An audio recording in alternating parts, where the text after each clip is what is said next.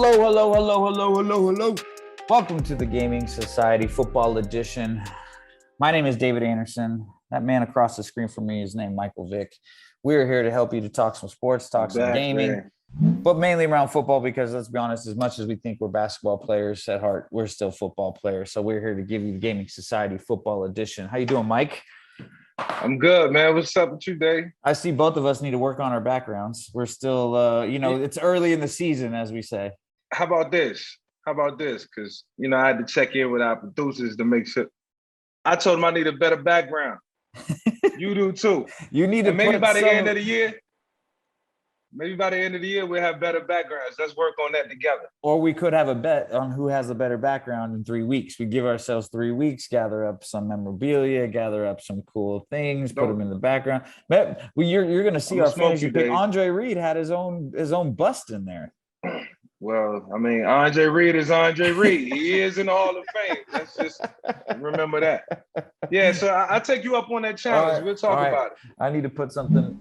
I'm in my office with the storage containers. Right now, I'm killing you, Dave. Yeah, it looks like I'm stuck on one of those ships out in the middle of the Pacific Ocean, waiting to get. I got a bunch of Peloton bikes in the back of this thing. Right. Looks like you are like a longshoreman. That's exactly right.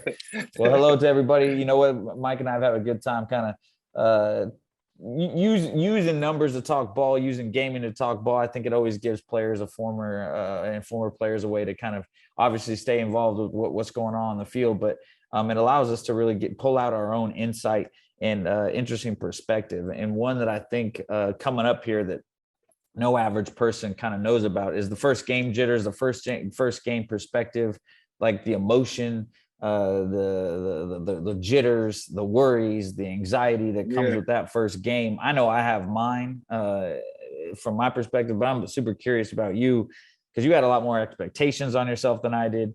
You had a lot more expectations from fans, from a whole franchise. And from the first snap you ever played until every year, what first kind of game snaps, but can you walk us through kind of the first game of the year for you and what that perspective was? I can't explain how nerve-wracking it was because you pretty much spend from maybe April when you start back off-season training and conditioning into the start of the season to kick off worrying about the opposing team and how they're going to knock you around and beat you up. Bad things just play a factor in your head. Interceptions, fumbles, the game might not go right. It's too much time in between from April to September. All you think about at times is the bad things that's going to happen. But it's a lot of good to creep in too because you got so much time to prepare. So the jitters just be through the roof. I have a question. Were you? I'm assuming you were a captain the majority of your career. Were you a captain year 2 or year 1? Were you year 1 or year 2? I want to say I wasn't a captain until like year 4. I was. So you're out there for the coin toss. You're out there for the coin toss. I never went out for the coin toss. You never got to pick heads or tails? Not in my first 3 or 4 years. No, I had to earn it. Okay, but you did because I always think like some players that like helps them out is to be on the field, feel the grass under your feet a little bit, get involved in the coin toss, and then be able to see the other team a little bit more, get up close and personal. But I would say the main difference between myself and you is I got to run down on kickoff. Right. I can damn you got to set the tone. Everything. You didn't ever have to run down on kickoff. Now that was I don't think I've ever ran as fast in my entire life. Now, every time I did it for 6 years straight, ball was kicked through the end zone, so I didn't have to tackle anybody, which I was thankful for that as well. But I was flying. And so in the same way, do you remember any first year play or any first snaps? I know everyone will always remember when you going deep to Deshaun Jackson, one of the first plays. Yeah, but that was like week 11. Did you ever have one of those week 1? Let me see. Week 1, go through the Rolodex real quick. Year 1. Oh, Green Bay. Year 1. Year 1 starting. So that's the 2002 season.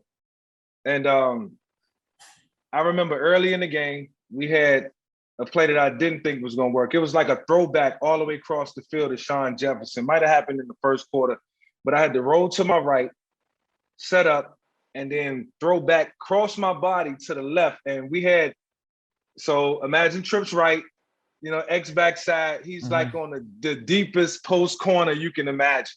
Well, is that the one where he runs the lazy deep over, and then he slows down and then hits the gas? The old and then head Rod to the Smith route. Rod Smith route from Denver Broncos used to run that all the time. Yes, we called it just head to the pylon and heave it. So we got man coverage. We broke it off.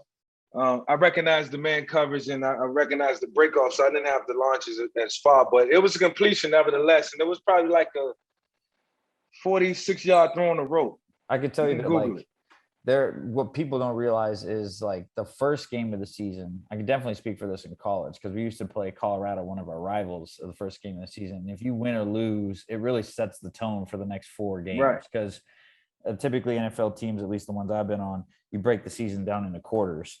You're trying to win. You're trying to win every quarter. Trying to win 3 out of 4 games. And when you lose that first game, there's a joke. Half the teams lose every weekend, but it's just really hard to get over that first game hump. Because when you ride the high, I know that just like you mentioned, since April you've been training, playing hard, practicing hard. You win, feels good. You got momentum going. It's tough to lose that first game. I think I can say I never lost on opening day. If I'm not mistaken, as a starter, never lost on opening day. Like I said, it was just too much anxiety, man. From April to September, once again, I reiterate, it was just nothing but positive and negative thoughts. My positive thoughts was about winning the game, getting off to a 1-0 start, making some of my guys happy, receivers. The negative thoughts was who was on the defense, what corner was I facing, was he going to be a problem? Do I have to stay away from him? What defensive lineman, 3 technique, 5 technique? Is he going to dominate? Do I need to move the pocket? I got so sick of thinking about all that. By the time we got there, it was like I was so in fast motion that boom, boom, boom, boom, boom, touchdown. We win the game. And so I don't think I ever lost on opening day. You remember what you need to worry about after that first couple snaps. Sure. You're like, this is all that other shit doesn't matter. Yes. My only time winning week 1 was Arian Foster's breakout game against the Indianapolis Colts when he ran for about 220 yards and 4 touchdowns. That was 2008, I think. That was the only time I ever won on opening week. Otherwise, we always were digging out of a hole on the Texans. We were struggling. But I'll tell you what we never had to do was start the season on Thursday Night Football, which is coming up here this Thursday. We got the Cowboys versus the Bucs. This is a hell of a game on to start the season, which I know they do this on purpose. It's honestly probably, in my opinion, did you ever have to play on Thursday nights? You probably didn't want. Did you ever? I played a couple Thursday nights, but never opened the season. But that's the time. If you're gonna do it, that's the time to do it, is to open up the season. Because when it's a regular season Thursday night game, you throw regular practice out the window. You always take the veteran teams. This is an interesting Thursday night football game in that, the Bucs, who they are, and the Cowboys, who they are. Yeah. You got two teams that are kind of flashy right now. The Cowboys doing the Hard Knocks thing, showing their hand a little bit on Hard Knocks, and you got the Bucs, exposure. The Bucs doing a lot of exposure because of Tom Brady. Curious, kind of like quick hitter on the Bucs and the Cowboys. What do you any thoughts on that matchup or? I'll say this. One thing I do know is that it's going to be either a high scoring game or a low scoring game. It's not going to be anything in between. I know Tom Brady is fired up for another year, another run in the championship. And, you're looking at a team that signed everybody back. I have to say no more. And then the Dallas Cowboys, with the anticipation of Dak returning and some pieces thrown in, missing a guard this week. I think a guard or tackle, somebody went down with the COVID, unfortunately. But Dak has shown us that he can score a lot of points. So any opponent. And if it comes to that, I think he can get in the shootout and maybe keep it close. But if not, it's going to be a defensive game, because I think definitely Tampa Bay Buccaneers defense is what it's going to be from last year. But I think the Dallas Cowboys improved. So you did my favorite part, which is you set up numbers, right? So like, I'm a numbers guy, analytics guy. If anything, I like gaming because it gamifies the data and information. Count. And it really helps me communicate it to an athlete, right? And if I can get athletes more comfortable in data and analytics, then I'm doing my job. And so you already set it up. Message. You already think Tampa Bay is favored, meaning you think they're going to win. Do you think they're going to win by more or less than a touchdown? I think they'll win by less than a touchdown. Okay, so I think they'll win by less than a touchdown. So Tampa Bay and Vegas, you and Vegas are like right hand in hand. They're -8, right? So that's the line, right? They're favored by 8 points. So Vegas is basically daring you to say they're going to win by a touchdown or less, whereas they're also daring you to say they're win by. But -8 is one of those very dangerous points because if they win by a touchdown, you still win, right? Minus like 6.5 is also a dangerous point because you're saying they don't believe it might as well be 4. It might as well be 4.5 and 6.5 because there's no one scored. No one wins by 5. No one wins by 6. Really, it's either a field goal or a touchdown. So that 8 and that 6, anything barely above 7 or barely below 7 is that kind of line in the sand. So you're kind of right there with them. A -8. You think you don't think they'll pull it off by a touchdown. So you're taking the under there. You think you got the Cowboys and the points or whatnot, but not the under. The over under is also the next one I want to talk about. So you Tampa Bay's -8. You don't believe they're going to win by more than a touchdown. You would take the Cowboys. The over under, you say it's a low scoring game, right? You set this up perfect. So let's say it's do you think each team's going to score more than, so I'm just going to give you the number. It's 52.5. If we split that in half, that's 26 points. 26. Yep, exactly. So, but which is not a realistic number. So 28-21, that's 49. You're still not there. You're still not there, right? So you need to, which is interesting, right? So that's the over under. That's when you're messing with the over under because you don't get too obsessed with the number of points. You're figuring out how are they going to get there, right? So what they're saying with 52.5 is like, all right, they're going to win. If it's 28-21, what if we add another field goal there? So 28-24, that's 52. That's the under. So you're like, okay. And there's a funny saying, it's never over until it's under, meaning like the game, your bet is never finally done until the game is over. And because think about like how many times it scores 28-21 and there's 4 minutes left and the game's been over for a while. Tampa Bay won. Or no, let's say it's 28-14 and the game's been over for a while. And all of a sudden the Cowboys score a late garbage time touchdown. They get the onside kick and kick a field goal. And all of a sudden now they hit the over. It screw everything up. It screws. That happens all the time. So like that's the point. That's the line in the sand right there is 52.5. I'm with you on that one. I don't think they're going to hit that. I think Tampa Bay's defense is too good. That's a lot. Yeah. I think Tampa Bay's defense is too good. I don't think the Cowboys are that confident. I don't think Dak's that confident yet. I think he can score. I think he can score 3 or 4 touchdowns. But like we just said, I don't know if that's enough. I think Tampa Bay will score, and I think Tampa Bay. Where I disagree with you, I think Tampa Bay wins this game by probably 10. So that's where I'm fair. at. You know what? I take that back too, man. I'm thinking about it, man. The more I got to be careful as we go through this throughout the year because I know we're gonna start getting serious with these bets and over unders and learning and. Never serious, but we're more on the fun side of this. Just remember that. You remember that. If they're serious, we're gonna be serious teaching it. Eventually, I want to. I have so many guys that come to me, Dave, and asking me about over. Look, I understand the over under and the point thing. That whole system. I understand because it's a couple of guys I had to, help them out and hit points. Help. Do you think that this team gonna score 40 or 50 points or whatever? So I say all that to say I want to get to a point where I can go bet. And make some money. I see my dudes patting their pockets and they just light money, heavy payouts.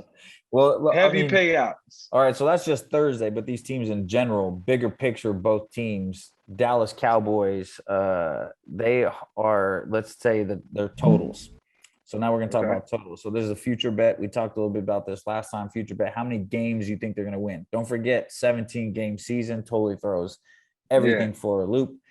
I don't think this is a playoff football team, but also what's interesting is you can make the playoffs in the NFC East winning 8 games, 9 games half the time. Well, now you're probably gonna have to win 9 games. You might have to win 10. Probably 9. So how many games this year do you think the Cowboys are gonna win? We're gonna have Mike Vick set the futures line right here for the Dallas Cowboys. See how close you are to Vegas. I mean, look, I think with Dak returning, this probably needs no dissertation. I think you asked me a straightforward question. But, I got to kind of think about why I got to answer this in a certain way. Are they a playoff team out of the NFC East? Are they a I playoff think team in the that NFC East? yes, I Okay. think they're a playoff team out of the NFC East for sure, like So, hands down. all right. So they're playoff team in the NFC East. How many games do you think they're going to win? 17-game season. I think they win 10 games. You're a Vegas I think sharp they go already. 10-7. You are a Vegas Then they go sharp 10 and already. 7. The line is 9. Wow. You're a Vegas sharp already. Yeah, Tampa Bay is 12 wins this season. That's a tough one. Understandable. But what's interesting is like you have to take into account their division, how many times they play those teams, right? So like that's I think people when they see these lines and whatnot, and I never looked at these when I was playing, that's for sure. I never understood how many games that Vegas thought we were going to win as the Texans. I'm sure it was never over 7. I just remember Coach Kubiak always telling us we're going to be better than a 500 football team this year, which was always our goal coming out of the blocks. So 9 and 8, 9 and 8 would have been pretty good. Come on, Coach, we're gonna be better than 500. 9 and 8 would have been pretty good for us. But 12 a 12 and 5 football team. That's a hell of a football team. That's a hell of a team. That's a team that's beating the piss out of everyone in their division. And I think that's that's definitely a team come Thursday night football. That's a strong team. Is going to hand some L's out. That will be the Tampa Bay Buccaneers this year. So I got there's different places that have different numbers. You got 9.5 wins. See that how they throw that half in there to cheat you, right? Now that really means they got to win 10. And Tampa Bay in a lot of books has 11.5 wins, meaning they got to win 12. Yeah, win 12. Okay. Exactly right. And the numbers that they give you are -140 and +110 or -150 +125. So let me go through that really fast with you. Okay. So basically that's the juice. So instead of when you and I used to bet when we were foot racing, I bet you $100 I could beat you down the block. You win, I give you $100. Imagine one of our friends is holding it and he's doing odds. And he says, well, Michael Vick's a little faster, so I'm going to favor him. He's -140. So in order to take Dave's $100, you have to bet $140 on Mike. So you bet $140 and then you would get Dave's 100. So that's basically how they do that. So you got to bet a little extra and vice versa. When it's plus, you don't. So if Dave wins and it's +110, I win. If I bet 100, I win $110. Yeah, that's a little enticing. So so that's the guy on the. I would call the juice is like the guy on the corner. The guy taking all the bets. Which you gotta be careful with him. Gotta watch him. Yeah, he don't want to know something. He's frustrating. But I always got to be wary of a guy who knows something. But if we are going to get into these numbers, I think, like I mentioned, being the data guy and teaching players through data and analytics, we're going to go into our segment here, the Betting Academy. And I think what we have to do this week, especially one that's really important to know because it's week 1 or week 0 in a lot of cases. But week 1, you're starting off against the spread, right? Do you have any, if you were to guess what against the spread would mean? You kind of know the numbers, you know the spreads. Do you have any idea? It's called ATS in a lot of places. If you see ATS, it's against the spread. Any guesses what against the spread would mean? So you're pretty much going against what the Vegas odds are or what they projecting? Because I always said my friends said going against the spread. Vegas said this or Vegas said that. You know, so I'm thinking somebody who's an expert bettor said this is going to be the spread. Everybody follow the trend, and that's what's trending. That's what everybody talking about. All right, I'm trying to find. Maybe that's what Vegas put down on paper and sell to the public. I don't know. I think the spread. They sell the spread. I think you are 61-50. You were 61-51-1. My record? Your record as a quarterback. Does that sound right? I'm looking up at Pro Football Reference. That make me mad. That make me a little mad. That was a little better than that. I'm sorry. That was like 61 and so that is 71 and that is your record. So let's look you up against the spread. It's not a bad record. Michael career ATS. We're just looking at this. Michael Vick against the spread, 54-55-3. Ooh, that's interesting. Great. Now here's what you need to know. I think the only people that should be graded against the spread are college football coaches. Let me tell you why. And I'll start with this, right? So basically, against the spread means do they think you're going to cover say you're a quarterback in the Falcons and you guys are -7, meaning you're favored against whoever, the Dallas Cowboys, and you guys win by 9. Okay. You're 1-0 against the spread.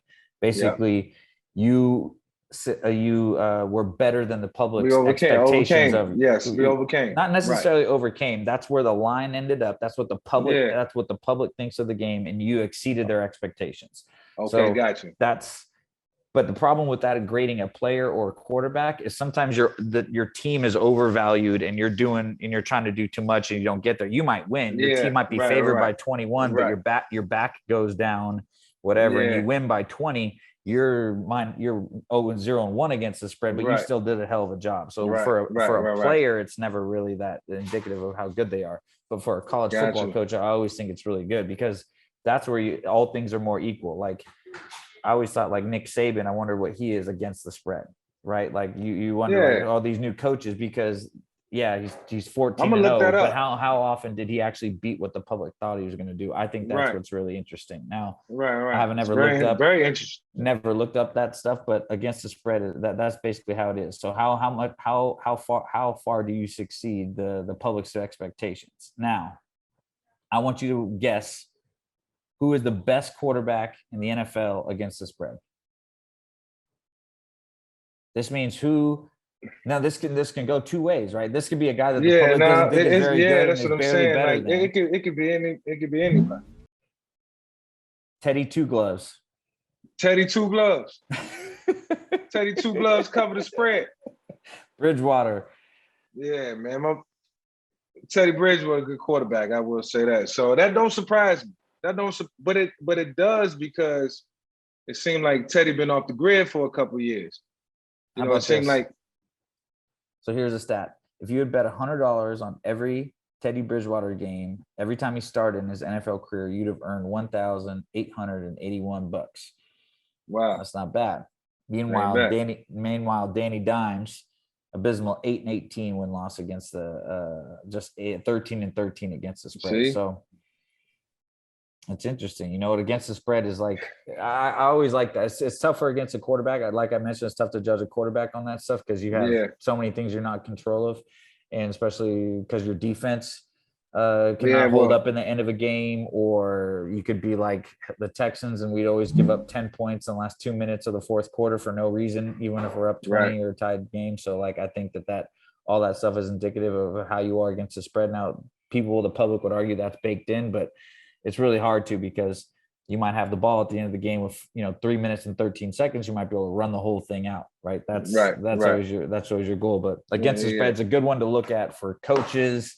I think offenses it's kind of interesting and sometimes quarterbacks, but not always the case. Good information for me to know. We are riding with Teddy Two Gloves in Denver. I'm telling you, but Denver is not our intriguing matchup of the week. Our intriguing match of the week is the Patriots versus the Dolphins. 2 Alabama quarterbacks, Mac Jones versus Tua. Patriots are favored by 3 points. Now, the Dolphins were the best against the spread last season, 11-5. So now we got all that information. The Patriots are favored, but the Dolphins are best against the spread. Now, here's the interesting. If you're favored by 3, Patriots are favored by 3, that means you got to basically win in order to get that because there's no ties and you can't lose by 1 or 2. I guess you could, but like that's not going to happen. I'm not sure.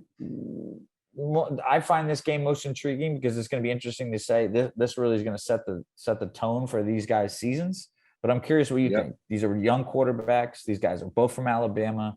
You got guys that know each other reasonably well. From a quarterback perspective, that doesn't mean the defenses know them, but you can kind of give some secrets to your defense about how that guy plays.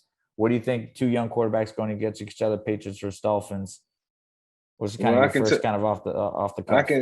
I can tell you this. I know Tua not going to want to lose to the guy who backed him up last year or the year before. Yeah. I'm sure Mac Jones is on the roster, and Mac Jones is a rookie quarterback. Tua's in his second year.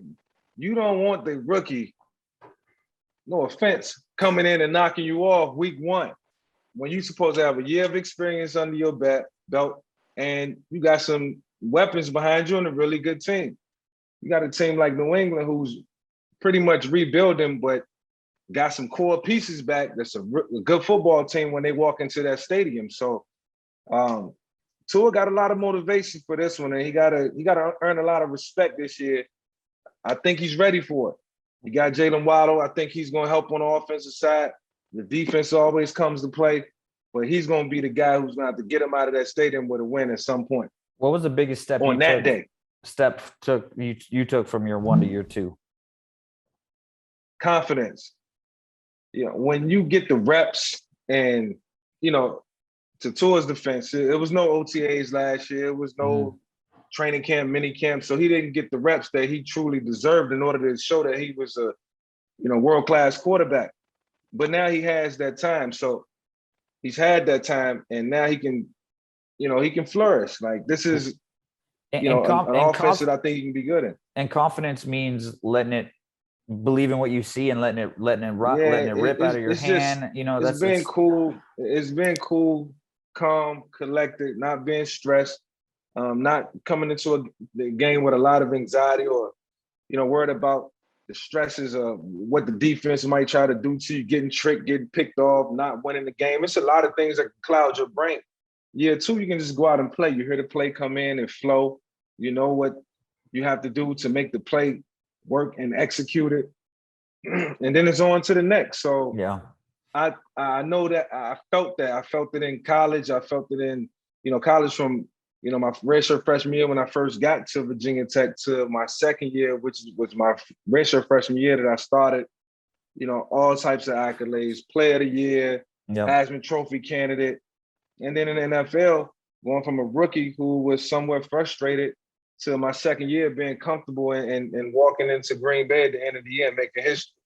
I remember 2 plays in my career where, whether it's like confidence, it's like the Matrix kind of to a degree. I remember it was my sophomore season. I was like halfway through my sophomore season. I was running what was basically a deep over route. And in my head before the snap, I was like, they're going to roll coverage. I'm going to stem him outside, get in his blind spot. He's going to flip his hips. I'm going to turn. I'm going to put my right foot on the ground. I'm going to break, catch it, and I'm going to run for like 45 right here. And that exact thing happened. Like, boom, the coverage rolled, and like it was all going right in sequence. Right. And I was like, ooh, I got the whole thing. The whole thing figured out right here. It slowed down. Yes. And it took me 3.5 years. I remember it was a game against the Seahawks in the middle of my 3rd season when I had a choice route, and I was like, they're going to come down. He's going to play inside, but he's not going to think I'm that quick, and I'm going to bait him outside. He's going to overplay. I'm going to step in the ground. I'm going to come inside on the choice route, the little Texas route from the slot. Boom, boom. Because if you can get inside, then you can get paid. Yep. So boom, got inside. I made that play, and I was like, you know what, that for me is what I feel like, because that to me was the confidence. I never had the ball in my hand. It had to be seeing what was going on. So I can only imagine from a quarterback, it's a lot more seeing. But I also imagine the confidence is in the guys in front of you.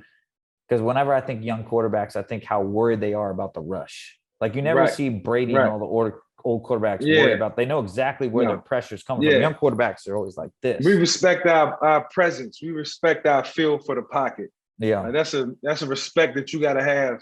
A quarterback got to have for the pocket. And I know this sounds crazy, but you got to trust that your body gonna move to where it needs to move. If it's a half inch right, if it's 2 steps back, if you got to push up and evade the pocket, you can't predetermine that, or you'll run into guys. The times when I didn't understand the quarterback position and how to play it, and I was a little wacky and all over the place and playing and not thinking, I ran into people. I looked like a jerk back then. The minute I learned to play the game, keep my eyes down the field, trust my body, trust my eyes, let the game slow down, I was able to move in the pocket the way, it was gracefully. I would say that. I know you experienced it because what you just explained was like, that's football in its purest form. Yes. To be able to, it's graceful. Explain it like that. For as big and as brutish and sweaty and gross as football is in a lot of ways, especially with the big uglies up in front. Right. Yes, when you can make the game look graceful with a step here or something like that, it's not wasted energy, right? It's like a pop up and it's boom and you're gone. And I think that's interesting. Now the Patriots. That's why it's called professional football. Exactly. The Patriots favored -3. Who you taking? I'm taking the Patriots. It's something about Mac Jones that I really like. And it's kind of hard to explain. I think it was more so about just the look that he had in preseason. And I know this New England Patriots team is going to be better than they was last year, because last year they was good. They was good. They were not mediocre. They were good. And way above average. Yeah. Way above average. And they was very competitive. And the New England Patriots, they're gonna thump you. They're gonna hit you, man. They're gonna let you know. They play smart football. And now they got a quarterback that I think is just gonna spread the ball around. And the NFL obviously knows what they're doing, putting these two quarterbacks against each other, these two teams against each other, because the Dolphins always cause the Patriots fits. You always remember those games where they go down to Miami and lose, even though they're like a 12-2 football team or something like that. So I'm excited to say this. I'm with you. I think the Patriots are going to win this football game. Yeah, I'm not a big believer in the Dolphins yet. I think they've kind of been awkwardly rebuilding and not knowing who to draft and doing some weird stuff. I don't think they have an identity yet. And if there's a team that's always has an identity, it's the Patriots. So I'll pick them. But we said that might be that most intriguing matchup week 1. But I think the most intriguing matchup is actually from our fantasy draft. Ray Lewis versus Paul Pierce. I think if you haven't watched, surprisingly, if you haven't watched a clip of the fantasy draft, you need to it's go really back. Good. You need to go back and click. Mike was a gentleman, letting everyone talk. Paul Pierce took over the show. Ray Lewis overdrafted a defense, which should have been it was expected. We had some WNBA superstars absolutely show up and steal your picks, which was pretty hilarious. But overall, I think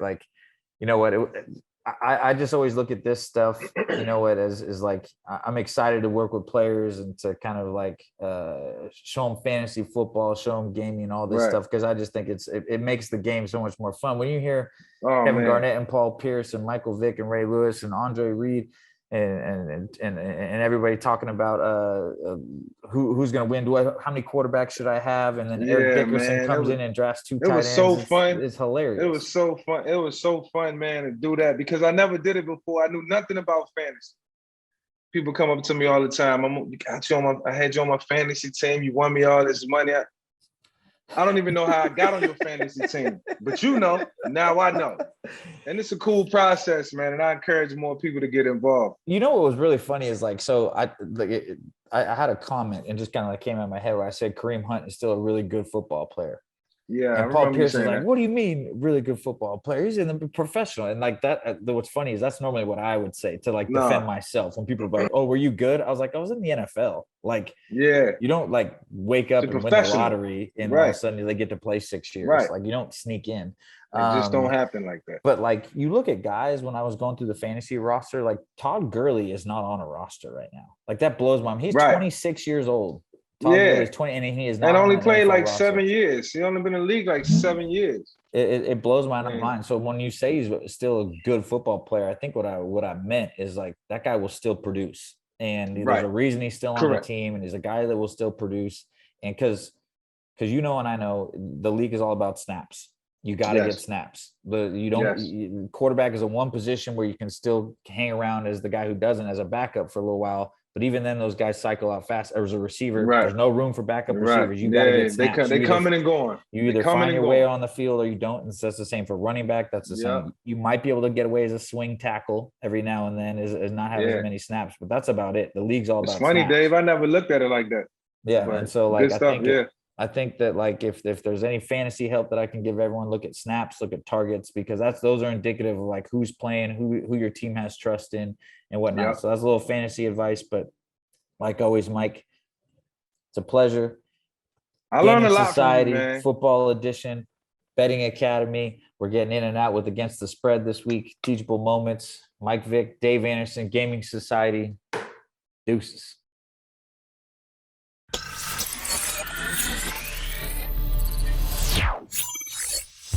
Make sure to sign up and subscribe at thegamingsociety.com and hit that follow button at The Gaming Society on all social platforms.